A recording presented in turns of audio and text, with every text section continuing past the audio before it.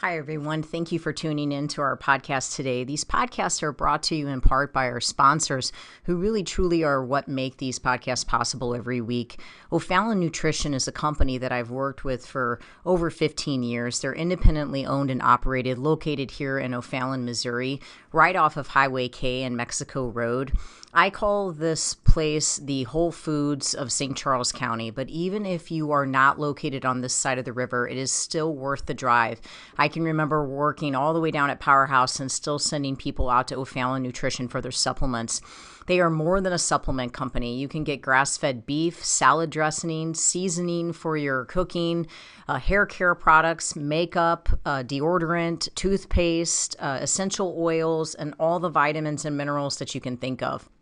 If you're looking for clean, whole food nutrition, as well as home care, house care, skincare products, O'Fallon Nutrition is your place. You can take a look at them at o'fallonnutrition.com, or if you'd like to have something shipped, if you're listening to me from outside of St. Louis, you can certainly have items shipped. I know they do free shipping if it's an order over $50, and the phone number is 636-240-5283. Again, it's o'fallonnutrition.com. As well as if preparing your food on a weekly basis is your primary excuse for why you're not able to stay on a good, clean eating program, which is something that I hear very regularly from my clients, I would ask you to please take the time to check out Pure Plates. It's pureplatesstl.com.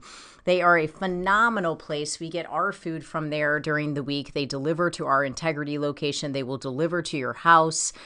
They also are just available for pickup. You can go to their Chesterfield location or their Kirkwood location and just pick up meals for the day, as well as just having them delivered right to your door. So if preparing your food is your main excuse for why you cannot stay on a healthy eating program, then I would suggest just stop by Pure Plates. Just try it. If you're trying to lower your blood pressure, you're trying to lower your cholesterol, you're trying to get your blood sugar down, try to do Pure Plates meals for a week and just see how different you feel.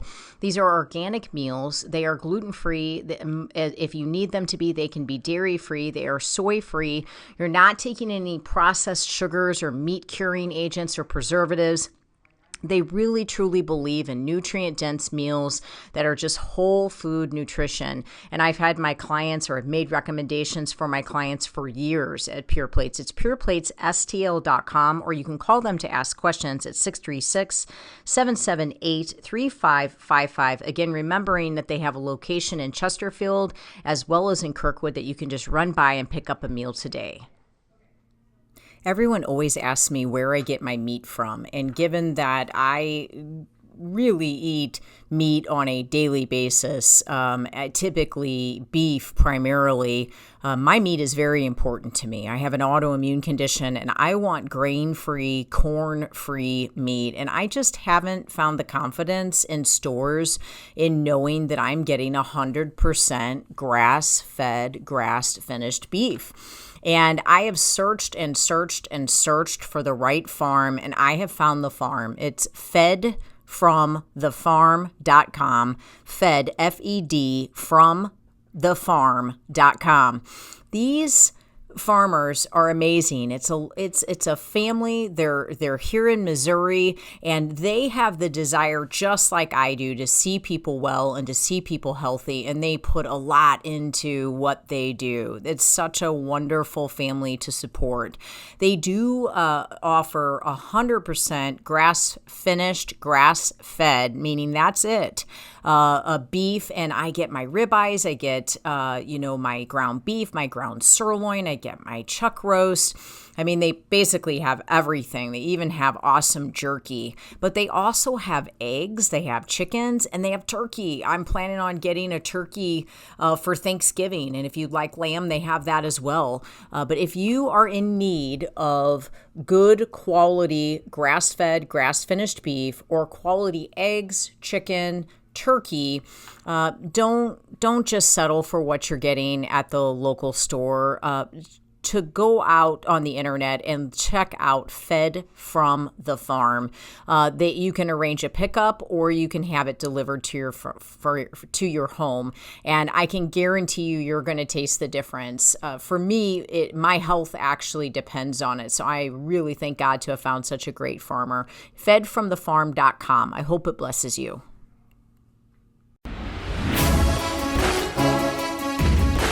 Welcome to Faith, Fuel, and Fitness, the Integrity Way, with your hosts, John and Debbie Morris from Integrity Training Systems. Hey everybody, this is John and Debbie Morris with Integrity Training Systems on Real Talk 93.3. Today we are actually joined by Sophie Morris. Hi, Sophie. Hi. She is off school, so we have brought her with us. And as you guys know, I always like to start the show by talking about what it means to be a warrior. And a warrior is a brave or experienced soldier or fighter. And the ors are really important because you don't have to be brave and you don't have to be a soldier to consider yourself a warrior. So, yeah, you're not in the armed forces. Yeah, you might be scared, but as long as you're experienced and you're a fighter, then you get to be a warrior. And everybody's experienced and everybody's had to fight through something. Life isn't easy for anybody. Why it's important to be a warrior, though, is that actually gives you the warrior mentality. And what that means is that as long as you don't give up, you can get through anything. So whatever life throws at you, persistence is what's important, not perfection, and continuing to attack everything that is thrown at you versus rolling over and giving up. So as you guys know, we always like to give an example of a warrior. Well, that's part of why we brought Sophie with us, because Sophie is a warrior. She's 13 years old and goes to school, and she really does her best to try to be an example for those around her. She does a great job of leading and helping kids as well. You know, we've had multiple reports from teachers over the year that she is willing to help people and always, the first one to answer and assist with things. So just want to talk a little bit about, how she has become a warrior, how she fights through things, how things aren't perfect for her. And Sophie, tell us a little bit, like when you think about accomplishing things throughout your day and you think about what it takes to be successful, how do you mentally prepare to take on what life throws at you daily? Well, for school, I always keep a planner. So I know what hours I'm going to be going to, and, I can write down homework assignments and be ready for that. But in regards to just a normal day, I also plan for that too. I, set my alarm, I wake up, I know I'm going to make my bed, eat breakfast, all of the normal morning things. And then depending on what we're doing that day, I'll always ask, what time are we doing this? Or when do I need to be ready? That way I can always be prepared for what we need to do.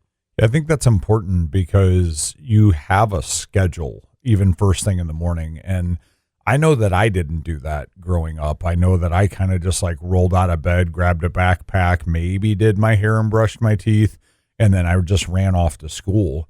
And so that's something I hear her say every night as she speaks with Debbie, and she just says hey, Debbie, Mama, what time am I, supposed to get up tomorrow if I do X, Y, and Z?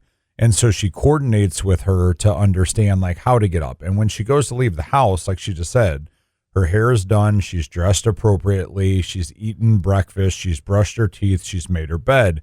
And I think those little details are what matters. Sophie, when you think about those little details, how do you feel like that sets you up for success through the day? Getting your teeth brushed, making sure your bed's made, making sure your room isn't cluttered and it's actually cleaned up. Do you feel that those small things actually end up assisting you? Yeah, because if I'm prepared with the little things, I'll be prepared for the big things later on. And, even if, let's say I don't have the best day, I'll come home knowing that I still did my best in the little things, even if the big things didn't go quite how I planned. Right. I can come home to a clean room and I can come home and just relax instead of having to clean or instead of having to do whatever I didn't do that morning. Yeah, I always tell people, don't set yourself up for future you to be ticked off at past you. And that's something that's pretty common with procrastination and people that don't get things done is if you actually take a look at where you're sitting right now, and I challenge you as listeners to think about it, like where you're sitting right now, are you anxious, upset, or mad about something that you should have already done and you have not? So if you're thinking about that, if past you, even if it was yesterday or maybe it was a year ago, had done what you're anxious, freaked out, or upset about, would the current you have to be dealing with the emotional state that you're in? And that's actually the problem with procrastination. I'm not talking about resting and taking it easy when the work is done. I'm talking about when the work needs to be done and then you decide not to do it. And a lot of times, even in that free time or in those moments, you end up still thinking about that anxiety. And so if you've done that in the past, I know you've procrastinated on stuff. There were times you wouldn't make your bed, you would come home, your room was cluttered. Like, how does that make you feel when you've done that? Well, it definitely makes me feel more anxious about the rest of the things I need to do because it's just one more task I need to conquer while I have 4 other things I need to do at that time. But instead I have 2 more things I should have done earlier. So now I have 6 things to do at one time in the short period of time I have to do them. And it doesn't make you feel good. It doesn't make you feel accomplished. It makes you feel like, oh my gosh, I have to get this stuff done and I don't have the time. I don't feel like doing it still. And it's just not ideal at all. I remember there was one day that your mom had to go pick you up from school. It's the only time this has ever happened because you actually had a really bad anxiety day. And what that day consisted of was that there was work that you had to have done the day before that didn't get done. And then there was a project or something that you had to get done that day. And then you were supposed to, I believe, have a party or hang out with some friends that evening. And you just had this fear that everything you were supposed to have done the day before, everything you were supposed to do today, and then leading up to that evening, like you feared that you wouldn't have enough time to get all of that done.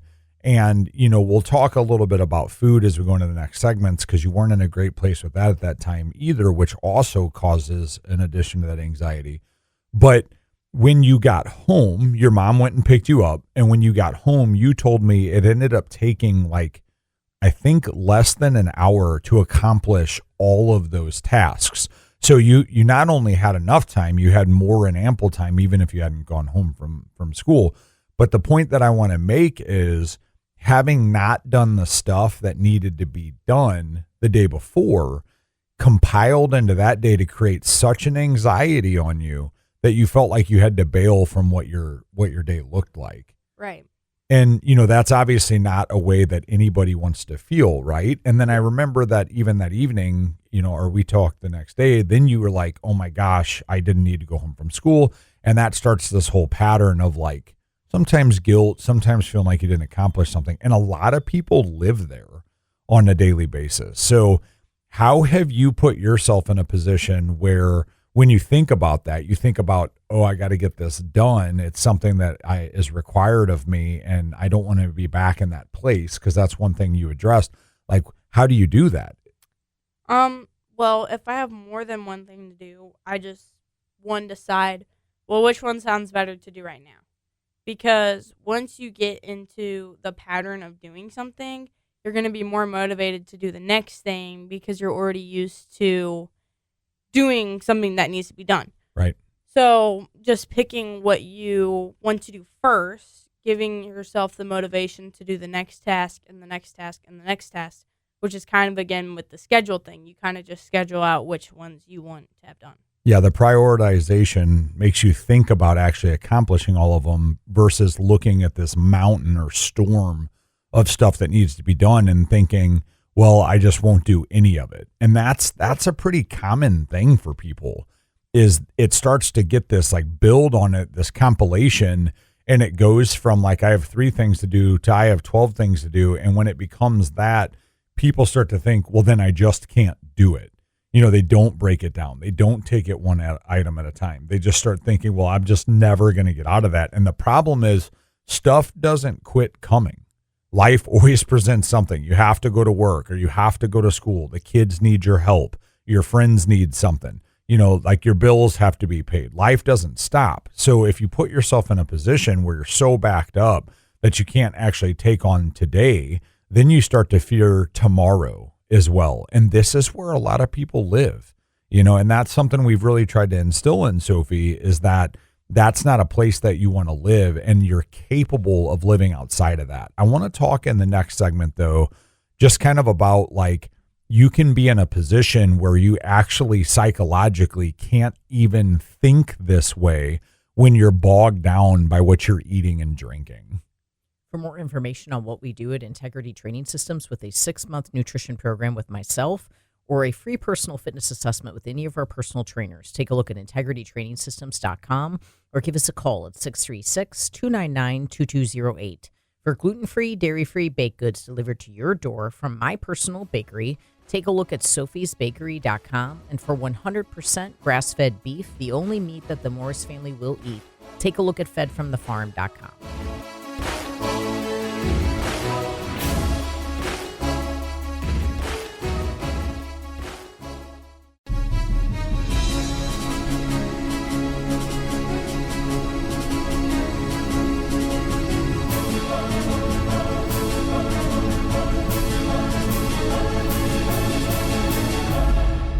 Welcome back, everybody. This is John and Debbie Morris with Integrity Training Systems on Real Talk 93.3, joined in studio today by none other than Sophie Morris. Hi. The champion. So we're so glad to have her. If you missed the first segment, we were talking about what it means to be a warrior, as we usually do. And we were just talking about some of the practical application that Sophie has used over the years to be a warrior, as we've tried to help her to understand how to work through the small things to attack the big things. And right before we went to break, I mentioned something. And what I mentioned was that food and drink can actually put you in a position where you're incapable of the psychological motivation or even being disciplined to take on your day. Like, you set yourself up for failure. It's like trying to run a race, but putting your legs in cement. So you almost can't even get to a position where, people are like, well, just do it, Nike, just do it. And it's like, well, that's great, but you're in such a mindset and such a neurological bog down that you're not able to. And so I want to talk about what food does to the brain and how it alters and changes your decisions. Now, Sophie, this is something that you have dealt with over the years. You have 2 different households. They have different beliefs. They do things differently. And so as you've been raised, you've had different opportunities to consume certain foods at one house, certain foods at the other. And now we're in a position where both households follow the same guidelines, and we've got you eating the right way for your health and for some health issues that you have. So talk a little bit, though, like in the past when you have consumed these things like processed foods and desserts and dyes and gluten, like, how does that make you feel on a daily basis when you consume that? Well, normally people think if I eat the wrong thing, I'm going to feel bad physically. Like, oh, my stomach's going to hurt or, like something like that. But really, that was the case for a little while until it became mentally. I don't feel good. Like, I don't want to do this. I don't want to have to get up. Like, the motivation is completely gone.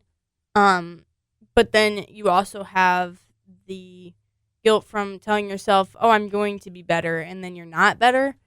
And then you go back to that same thing, and it just becomes a cycle of not feeling well or good enough to do what you need to do because of the pattern.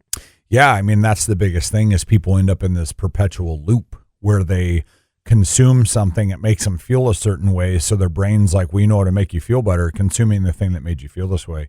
Deb, give us a little bit of science on this. Talk a little bit like when someone consumes something on average. Now, I understand that the half-life of things that are consumed is different, but when someone consumes something like, say, a bad food, like let's just eat some cheesecake or, a normal apple pie or something like that, what is the average time frame that's in someone's body that could affect A, inflammation, physicality, like Sophie just said, but also B, affect psychologically, the kind of thing that goes into someone's mind? Well, I mean, it would truly depend on the body, and it also really depends on the state of the gut, because like we could look at the table right now, all 3 of us are so different in the way food impacts us. is different. Like yesterday when we were with friends, John said, I eat these types of cookies instead of these types of cookies because those types of cookies make me crazy. And what he means by that is it legitimately makes him feel crazy and violent. I mean, literally, absolutely. Like if you need me to go to war for you, you just give me some Oreos. Yeah, load them on Skittles. Or like Skittles. Let me get some of that red dye in me. Whew. Exactly. Flip a car. Yet if Sophie ate those wrong cookies, her stomach would get super bloated. Yeah.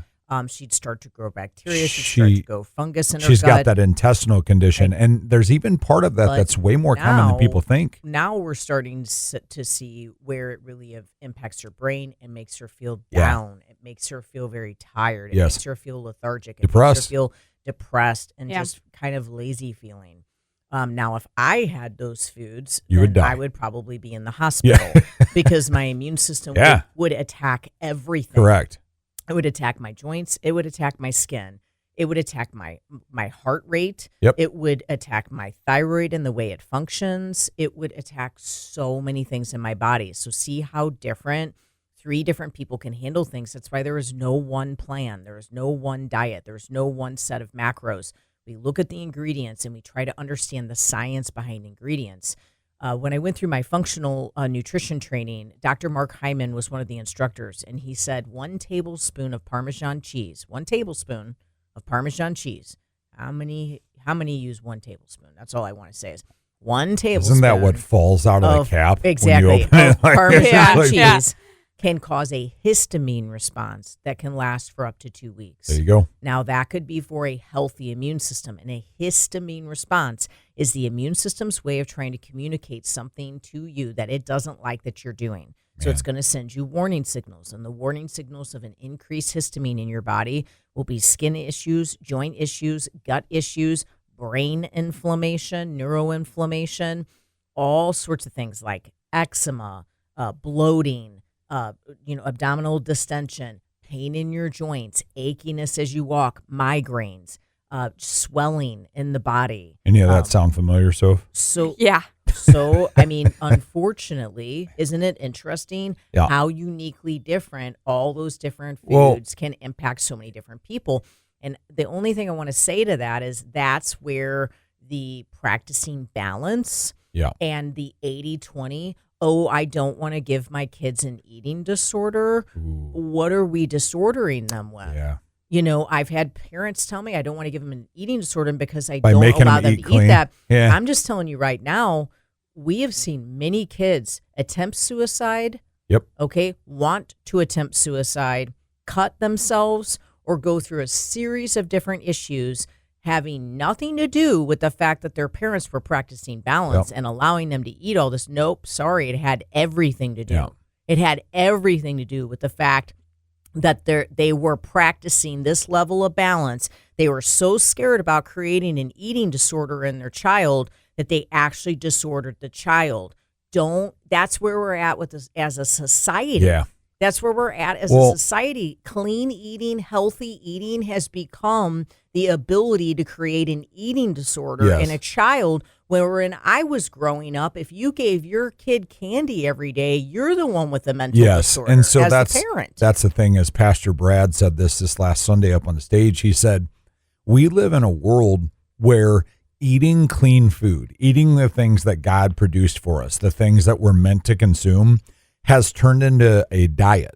Like it's actually called being on a diet to eat clean. And you have orthorexia if you pay too much attention to it. they've literally created a disease name for people that pay attention to eating healthy.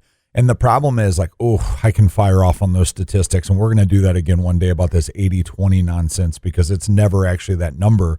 But I want to talk in the next segment. We want to continue with this, the science of this, but I also want to talk about the spirituality of this type of food consumption. If the devil wanted to take us down, what would be the easiest way to do it? Yeah, through what we have to do. Through that, thinking it's a disorder.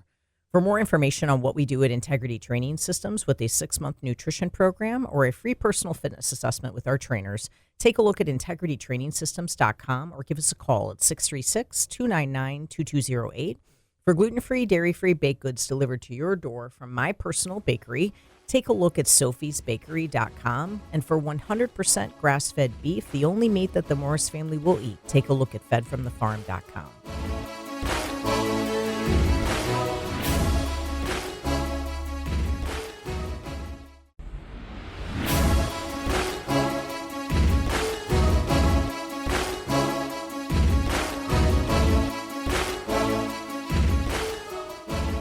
Welcome back, everybody. John and Debbie Morris with Integrity Training Systems on Real Talk 93.3, joined in by Sophie Morris here today. Hi, Sophie. Hi.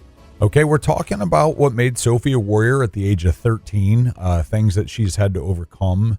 We started talking a little bit in the last segment about the effects of food on both physicality and emotional, kind of like the neurology of depression, anxiety, things like that, the effects that it has. I want to talk a little bit about spirituality here as we continue with the science, and something that is very overlooked because churches aren't even talking about it, which is incredibly frustrating. And I think they don't talk about it because it opens up a can of worms that makes them afraid that they'll lose butts from seats. And it's generational curses, and how those work. And I feel like too many people separate the idea of spirituality and physicality.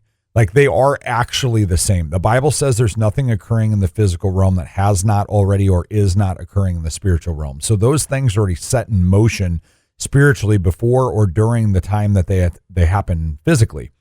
And so many people try to separate them. It's like they expect this like miraculous healing, but then they do nothing for the healing. And it goes to that old adage where they say that there's a flood coming and this guy has everybody leaving his town. And he's like, God said he's going to save me. I prayed to God he's going to save me. And so as the flood rises, he ends up on his deck and this big truck comes through and it's like, hey, we better get out of here because this flood's really coming. He's like, no, God's going to save me. So then he gets up on his roof because the flood keeps coming. The guy comes in on a boat and he's like, hey, man, like you got to get out of here. He's like, yeah, but God's going to save me. And then ultimately ends up on the chimney. Helicopter flies by. Hey, man, like this is it. You're the last one. We got to get you out of here. He's like, nope, God's going to save me. Water rises. Guy drowns, ends up in heaven talking to God, says, God, I prayed to you. Why didn't you save me? He's like, why didn't I save you? I sent you a truck. I sent you a boat and I sent you a helicopter. And sometimes I think people get too separated. You're praying for healing. You want to be cancer free. You want to be gut intestinal bacteria issues free, but you're eating crap. So as you're shoving this stuff in your mouth, how many people are sitting and saying, Lord, please bless this food for the nourishment of our bodies as they slam raw garbage into their stomach. Bless what? You're wanting them to bless something that you're actually actively bringing in that is bad for you. And so generational cursing is fascinating because so many people separate it from the physical nature. And I have a generational curse that goes back millennia in my family that comes from anxiety and depression. And it's rooted deeply in food, addiction through food. We have a lot of alcoholics in my family. We have a lot of overweight, food addicted people in my family. We have a lot of people that struggle with this idea that they deserve or should be able to have food. And ultimately, the amount of anxiety, depression, and bipolarism diagnoses in my family is unreal. I'm talking from my siblings up to my great-great-great-great-grandparents, as far as you can look back that people are actually aware of. That's a generational curse because I know that I'm destined to do things for the Lord and for the kingdom, and I know for a fact my daughter is. My daughter's spiritual strength blows where I was at her age out of the water and arguably can battle me where I am right now. So I know what she's destined for. If I don't break that generational curse off my daughter, nothing will. Here's the thing. Her anxiety and depression, as we talk about some of the lows of her depression, are directly tied to what she consumes. And the reason I know that is because she has my genetics and it is directly tied to what I consume. This is a generational curse, guys. The generational curse isn't this hanging magic over your head. It's in your genetics. You can be genetically cursed. I'm really sorry you have an autoimmune condition. I'm really sorry you deal with anxiety and depression. But I'm telling you, there's probably something that can be done to correct that. And if you're just throwing a medication at it, but continuing to bring the garbage in, you're not fixing it. And this is a cycle. So I challenge you to look at, is there something in your family that is happening negatively that is across the board occurring and has occurred as long as it has in your family that you can look back that you think you could change to help the children underneath you? And I'll never forget, I had a conversation with Sophie's mom, and Sophie had a day that she was pulled from school, and her mom, or she stayed home at school, and her mom told me it was a mental health day. And I remember being furious about that because I was like, what is a mental health day? Like, you have a bad day, you have to go to school, you have to go to work. And so the way it was described to me from her mom was, well, John, you're bipolar and I have chronic anxiety and depression, and so does everybody in our family. It runs in our family. She's bound to have something like that. And I was like, no. Like, don't ever say that to me again. I'm not claiming that for my daughter. We're not going to claim that for her because it breaks with us. You have to be in agreement with me that it breaks with us, and we break that generational chain or generational curse. But here's the thing. When that day happened, Sophie the day before had consumed sugar, candy, dairy, things that hit her mind and her body the same way they hit me. And so talk about that, Sophie, when you eat these things, like in the past, let's just hit the most recent thing on the head. Something that Sophie had at her school was she had stayed up late too many times at her mom's house. She had been up late, and then she had gotten up early for school, and she goes to school. She's a good kid about that. She doesn't try to skip school, but she had no sleep. So what happened is she took cash and she was buying these Dunkin' Donuts pre-made coffee drinks that have dairy in them, 50 grams of sugar and 200 milligrams of caffeine, which I totally understand why she's going for that, because she's exhausted from staying up. So her brain tells her to go for the caffeine, and a 13-year-old requires 0 caffeine. That's not something they should be having at all. So talk about the circle that puts you in, that having something like that, where your mindset went and how you feel. Well, there was the one day that I was like, okay, I'm just going to do this like a one-time thing. Like, right. Not going to do this all the time. It's just like one-time thing. I'm tired. I want something. And so I'm just going to get something. And then it turned into the next day, like, wow, I am really tired again. So, that helped me get through the day. So I'll just do it again. But the caffeine from it kept me on it for too long, making me not tired at night, making me stay up late again, having to get up early again for school, being tired, and then having the same thing. So the cycle became a more regular thing than I had intended it to be because of the loop of it's just going to catch you every time because the same pattern is going to happen over and over again with how it affects you. Well, and that's the thing. This is the 80-20 concept. Well, come on, John. She can't just have one of these drinks. Now, these drinks are available at her school. As long as you're in 5th grade, you can go in and buy these, by the way, just so you know, guys. If you're listening right now, the ability to have energy drinks, 200 milligrams of caffeine. Like, that's what they put into pre-workout for adults, to get amped up before a workout. And so it's like, listen to what she just said. She was allowed to have it. She had it. And then what ultimately ended up happening is she wasn't sleeping. One thing she didn't mention is she was going home from school and taking a nap because it does cause a crash. Well, then that nap also adds to you not being tired at bedtime. So now it's nighttime. Of course you're not tired. You've had caffeine during the day. You had a little nap, which takes away from your body's idea that it needs to reset your mind. She's 13 years old. Her hormones are changing. So now her hormones are being regulated oddly by the stuff she's consuming.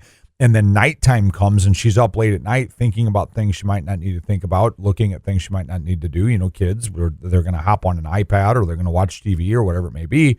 And so then ultimately they end up going to school the next day like a train wreck. They're exhausted. They can't pay attention in class. They don't want to pay attention in class. It's just a slog till when is this day over? And when is this day over so I can do the same thing again? Does this sound familiar to any of you adults? Are you going to work the same way? Are you going to work and consuming the same thing, coming home from work, like, thank God, I can't believe work's finally over? drinking your beer to take the edge off, drinking your scotch or whiskey, eating your bad food to make yourself feel better, ultimately to not sleep well. I mean, I don't know a single person I talk to anymore that's like, I slept so beautifully last night. Nobody's sleeping well, guys. And then you're going to get up and you go back to working to do it again, and you hate where you're stuck, and you're not taking a look at what needs to change to get you out of it. And the definition of insanity, right? Everybody knows this. It gets beat to death, is to do the same thing over and over and over and expect a different result. Well, I'm going to tell you right now, most people live in that cycle. But the problem is that it's a disorder, right? We're creating a disorder if we don't allow, all the other kids, it's got to be labeled. Even the person in the office, when I went to the office at the school, even that person said, well, really, I mean, it should be up to our kids to decide. You're giving them the opportunity to have cocaine. It's out there. Shouldn't this be the one safe place? Right. Shouldn't this school be the one safe place? Everywhere they go outside of this school, they're going to have the temptation. They're going to have the choice. Do I have this? Do I not have this? Shouldn't this school, when my kid is in the 5th grade, the 6th grade, the 7th grade, the 8th grade, shouldn't it be the one place where it's not? Like, it shouldn't? Like, she's going to have to make these decisions everywhere she goes. I understand that. I'm realistic. I'm not thinking that it's not going to happen to her, but shouldn't this one place be safe for her? But no, it's not. But the disorder is if we don't let our kids have it. But what we don't recognize is that we are creating the disorder by letting kids have it. With that amount of caffeine and that amount of sugar combined in a 13-year-old's body, much less 13, 5th grader, we are changing their brain chemistry. We are changing their gut completely. We are changing their ovaries. Polycystic ovary syndrome, that is diabetes of the ovary. When you put that much sugar and that much caffeine together, you are changing their ovaries. You are changing the way that their hormones are going to produce. It is such a bad idea to start that early with caffeine. Yeah.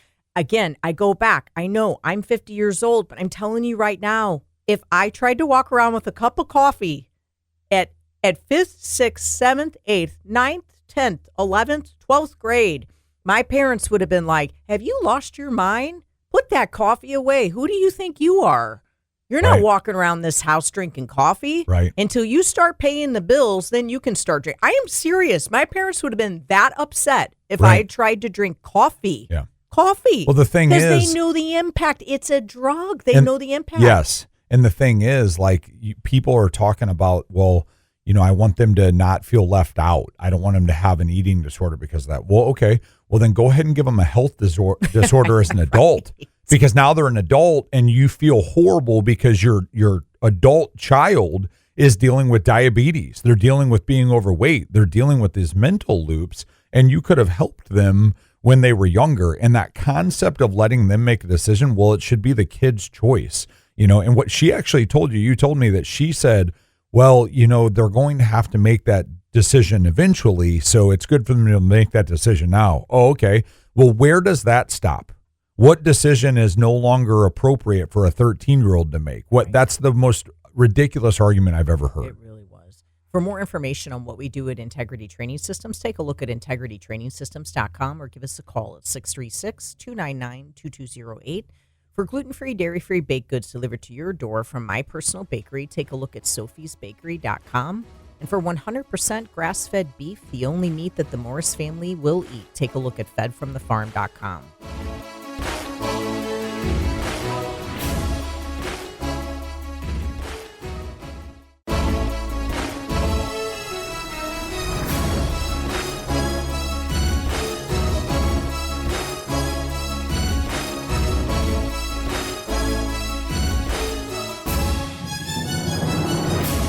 Welcome back, everybody. This is John and Debbie Morris with Integrity Training Systems on Real Talk 93.3, joined in studio by Sophie Morris today. Hi, Sophie. Hi.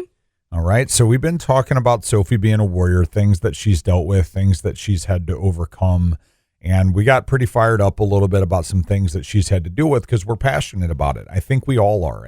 I don't know many people. I mean, I don't know them. I know they exist, that have kids that don't care about their children. They don't care about their health. They don't care about their future. Most people I know do care about that, but they get hung up on these things where it's like, well, my kid's going to get made fun of because they don't get to have pizza. My kid's going to get made fun of because they don't get to be at the ice cream social. And the reality is that happens a lot less than you think. Like if your kid is going to get made fun of, it's probably going to occur with or without the pizza.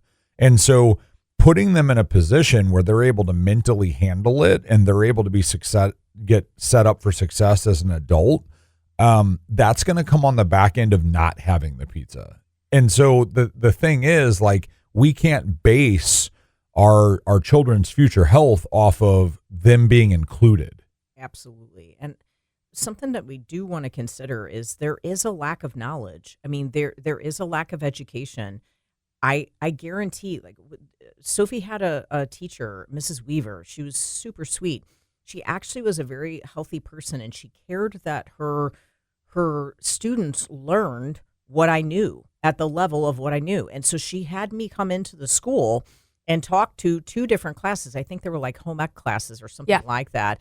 And so she had me come in and talk because I was planting a seed. There's no guarantee that those kids were going to do exactly what I told them to do. Their parents, have never had that seed planted. There are a lot of people that are watching Instagram for nutrition help. There are a lot of people who are just trusting in the pediatrician. Our pediatrician said that it was okay for Sophie to basically be as bloated as she was for as many years as she was. And it was okay because she needed the calcium from dairy. And then when we did the gut zoomer test and we did the allergy testing and we did the stool testing, we found parasite, bacteria, fungal infection. She was highly, highly sensitive to dairy and to gluten. And that's at age 9. So even the doctor's not giving you the knowledge of it. So to some extent, if you don't have the knowledge, it's just like knowing Jesus. There are some people in this world that they don't know anything about Jesus. No one's presented that to them. So if this concept has never been presented, then that knowledge, that lack of knowledge could keep them from ever being well. It's why we're so fervent in speaking out about this so that more and more and more people learn about it. It's why my daughter sits at her lunch table and talks about it, or she communicates it with kids at youth because she realized she's gone through it. She gets it. She knows that people know the message, but it's why you need the education. It's why you need someone to speak into you, to give you the growth, to give you the potential for change. And there are people like us out there that are just working our hearts out to try to get you that information, but it's not easy information to find. It is not out there clearly for people to see and hear. What sells is what's easy. And what's easy is have a little poison. Don't cause an eating disorder because you don't let your kids eat poison every day. That's easy. It's easy to sell these drinks at the school because you make $5 a drink. And, our kids should learn to make those decisions. Well, how's that going for everybody? Right. Our kids are committing suicide. Yep. Our kids are on anti-anxiety medication in the 5th grade. Yep. How are the coffee drinks going for the school? Misdiagnoses of ADD and ADHD. Like we're diagnosing kids with this stuff, but they're actually just amped up on garbage. Right. It's like there's so many things like this right now that have just been so crazily increased from a diagnosis perspective that truly are just being fed to them. You're watching little boys completely estrogenized where they're literally starting to take on the physicality of a female as far as like their shape and their builds and their estrogen and testosterone levels. I mean, it's absolutely insane. You have little girls hitting puberty when they're 9 because the estrogen that's in their food is causing them to just start way too early. But I want to talk a little bit as we go into the back end of the show here, just about the fact that there's success in the back end of this. And Sophie, we had a place with your food and your health where you said you were over it. You were like, okay, like I want to feel well. I know what it's like to feel well. I have felt that way and I want to feel that again. So you just came to a place in your mind where you're like, I'm going to do this. Like talk a little bit about like how you hit that place. What was the break point and how you started to make that happen? The break point was where I realized that the way I was feeling was normal, but too normal. Right. and it wasn't normal in a good way. But I talked to my friends, I talked to my class, I talked to the people around me, I talked to students, I talked to even just people my age, people in my youth group. We all feel the same. We all felt the same way, and it wasn't positive. It was all negative. We're all anxious. We're all depressed. We don't feel like doing anything. We don't want to be here anymore. We don't know why we're here. We don't have a purpose. And it's just hard to see that and feel that for my friends because I've been through the same thing too, but they don't have the help that I have. So it was more just the breaking point for myself and for the people around me because I'm just not okay with the way that we all feel anymore. Like, I have friends that have had it very severe and I have friends that don't, but I have feelings for both of them because I get what it feels like.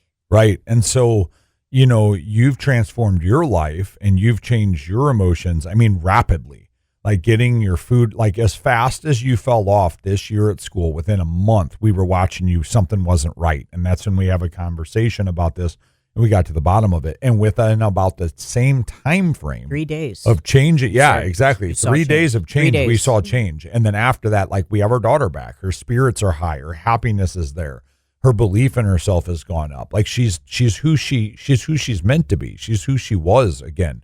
So we literally watched this decline and then we were able to watch it come back up. So I'm telling you, as parents, even for yourself, just give yourself a chance to see what it's to feel like. I understand you might not like the green beans. I understand that you might not like vegetables. I understand that you want your Doritos, but you're also tired of feeling the way you feel. So wouldn't it be worth just trying to see if you can feel better? And I love that Sophie talked about her friends because so now you get to be a light to these people. Right. You've changed. Your health is right. Your energy is right. Your spirit is right. And so now, when you get in front of your friends and they can see you like that, you can help them, right? Yeah.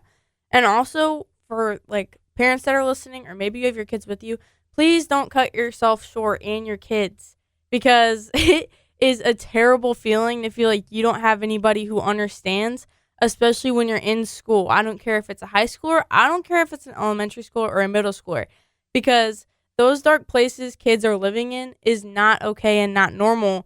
And adults are feeling the same way. So help the people you work with, help the people that you go to school with because maybe you feel bad and they feel bad too. So why don't you guys both get better together? Oh, I agree. Sophie, that's so good. That is so good. So I just want to summarize this because we talked about this yesterday in church. Pastor Brad said, your transformed life is proof that there is a transformer, right? Right. There is someone out there. God is able. He is able to change. He changed things for you. Remember when you said, I don't feel like I can hear from God? And then 3 days later, we went to church. And what did you say? I heard him. You heard I could feel him. You could feel him. It changed. So your transformed life in front of other people is proof that there is a transformer, that God is real. And are we living in personal agreement? Are we living in personal agreement to what we know God's called us to? What has God said? I mean, what has he said? What does he need from us? What does he want from us? He wants us to be whole. He wants us to be healthy. He wants us to be happy. Are we living in personal agreement? Are we reading those scriptures and saying and declaring them over our life and believing for them? Because if we're not, then it's all false. We're bearing false witness of it. Let's believe and trust that God has a plan. He's going to support us through every part of this. And let's take that transformed life and let's transform other lives like Sophie's doing and use that testimony of, yes, we had hard times. Yes, there was a difficult situation, but use that testimony to truly transform other people. Yep. You're so capable of doing it. Thank you so much for being on. That was a great message. Everybody listening, I know you were blessed by that message. For more information on what we do at Integrity Training Systems with a 6-month nutrition program with myself or a free personal fitness assessment with any of our personal trainers, take a look at integritytrainingsystems.com or give us a call at 636-299-2208. For gluten-free, dairy-free baked goods delivered to your door from my personal bakery, take a look at sophiesbakery.com. And for 100% grass-fed beef, the only meat that the Morris family will eat, take a look at fedfromthefarm.com. Thank you all for listening, and God bless you.